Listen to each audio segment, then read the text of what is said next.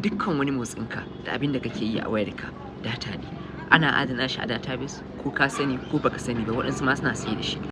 Hoton da kake ɗauka, wajen da kake ziyarta, waɗanda kake kira, waɗanda kake chat da su, kuɗin da kake ajiyewa a bankinka, videos ɗin da kake kalla, waƙoƙin da kake saurara, shafukan da kake ziyarta da kuma apps ɗin da kake amfani da su, kasuwancinka, lafiyarka, har ma da abincin da kake ci.